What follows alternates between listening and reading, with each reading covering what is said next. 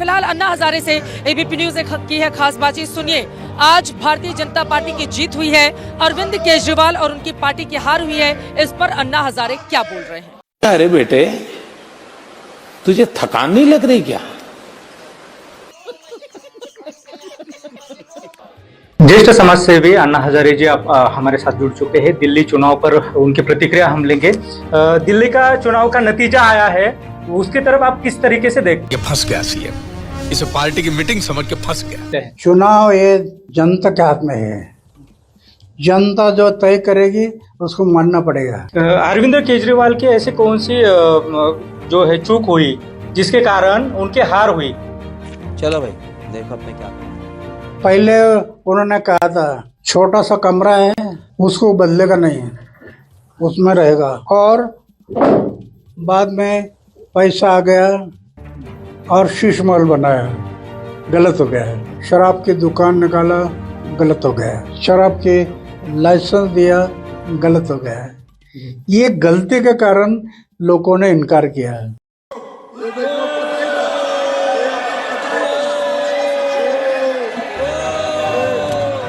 उन्होंने कहा है कि मैं फिर से आऊंगा और फिर से चुनाव लड़ूंगा, तो आपकी क्या राय है, क्या कहेंगे? चुनाव लड़ने से भी ये हमारी जो पहली स्थिति थी वो निर्माण करने पड़ेगी। लेकिन वो फिर वापस इलेक्शन में आए या राजनीति में आए तो आप स्वागत करेंगे? राजनीति में सिर्फ आने से नहीं होगा, लोग देखेंगे ना अपने क्या बदलाव आ गए हैं, आपके चारित्र कैसे है, आचार विचार कैसे है, आप त्याग किया है, क्या शीश महल छोड़ा? हमारे यहाँ ऐसा ही होता है। ये देखेंगे तब प्रभाव होगा।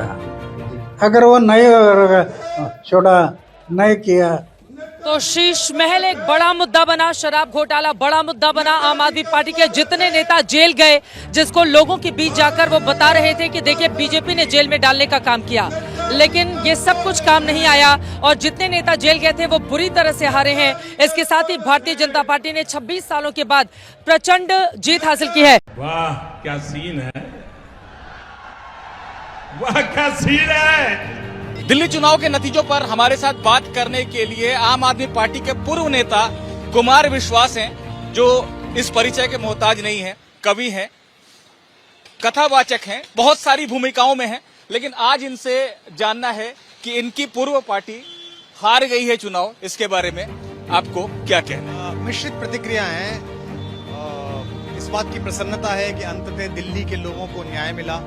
उन करोड़ों मासूम सपनों को जिन्होंने अन्ना आंदोलन से उपजी हुई ऊर्जा के लिए स्वयं का जीवन बलिदान किया, जो लोग अपनी नौकरियां छोड़कर आए, व्यवसाय छोड़कर आए, या घर में बैठ के जिन्होंने आशा लगाई कि भारत में एक वैकल्पिक राजनीति हो सकती है, भ्रष्टाचार मुक्त भारत बन सकता है, स्वराज की स्थापना हो सकती है, उनकी हत्या जिस निर्मम, चरित्रहीन और एक असुरक्षित बौने ने की थी, आज उस दुर्योधन को सबक मिला। उसका दुशासन अभी हारा है और वो भी हार ही जाएगा, हार ही हो गई है। मुझे अपने घर जाना है, मुझे घर जाना है। दुख इस बात का है कि एक ऊर्जा निकली थी, उसका सदुपयोग नहीं हो पाया।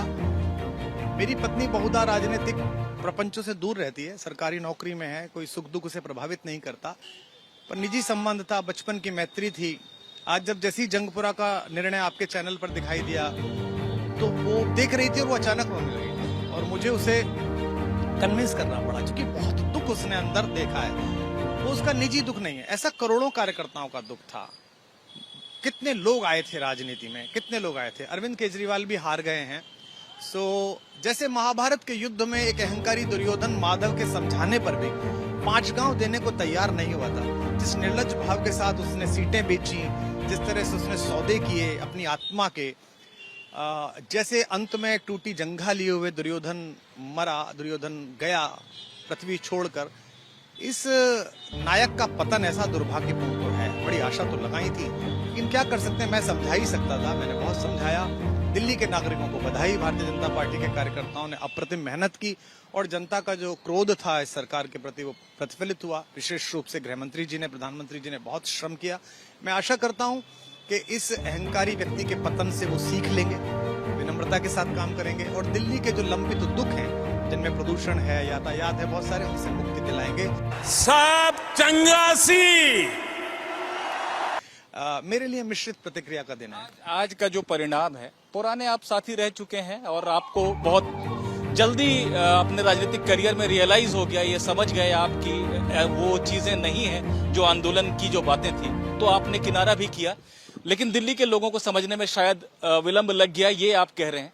आज आप कोई सलाह देंगे अरविंद केजरीवाल को? नहीं, मैं क्या सलाह दूंगा, मैं केवल उन कार्यकर्ताओं को, जो कि अब कुछ कार्यकर्ता बचे हैं, पुराने तो सब चले गए। सत्ता के लोभ में, आयोगों के चक्कर में, छोटे छोटे कमीशंस के चक्कर में, नेताओं के चारों तरफ घूमने वाले कुछ बच्चे बचे हैं। उन बच्चों से भी मेरा कहना है कि वो अपनी ऊर्जा व्यर्थ ना करें, वो किसी राजनीतिक दल में जाके ठीक से काम करें, अन्यथा कहीं और काम करें, अपना निजी काम करें। मुझ पर राघवेंद्र सरकार भगवान की कृपा हुई, मुझ पर कृष्ण कृपा हुई कि मुझे मेरे जीवन का दर्शन मिला, और मैं पिछले 7 वर्षों से, जो आपने कहा ना, मेरी पूर्व पार्टी, ना मैंने इस्तीफा दिया, ना मुझे निकालने की उसकी औकात और हिम्मत कभी हुई, सामने पढ़ने की हिम्मत नहीं हुई, आमने सामने चर्चा करने की हिम्मत भी नहीं हुई, क्योंकि मैं तो उसी भाव के साथ खड़ा था जहां मेरे माधव खड़े थे कि हाँ हाँ दुर्योधन बांध मुझे, संभव है तो साध मुझे।